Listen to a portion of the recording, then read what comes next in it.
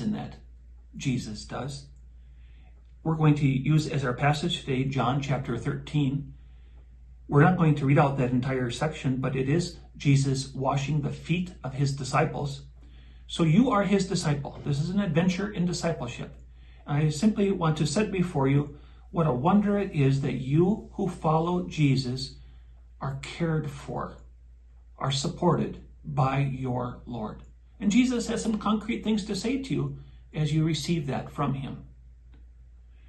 In verse 3 and 4 of John chapter 13, Jesus, knowing that the Father had given all things into his hands and that he had come from God and was going to God, rose from supper and laid aside his garments and took a towel and girded himself and began to wash his disciples' feet.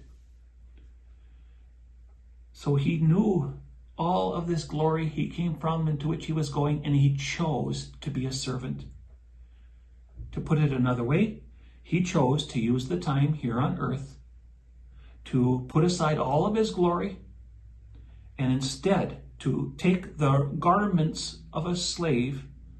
To wash the feet was one of the tasks of the lowest of the servants, and to serve, to give his care to where it's needed for a human body.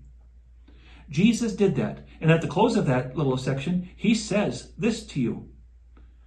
Most assuredly, I say to you, verse 16, a servant is not greater than his master, nor is he who is sent greater than he who sent him.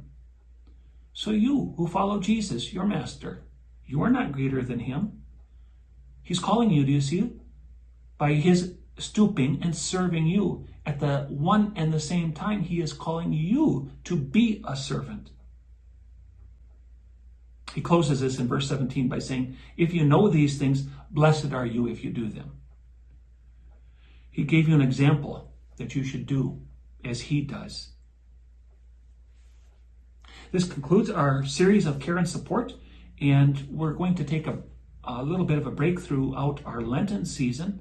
And so you can expect this series on discipleship to continue around mid-April after Resurrection Sunday.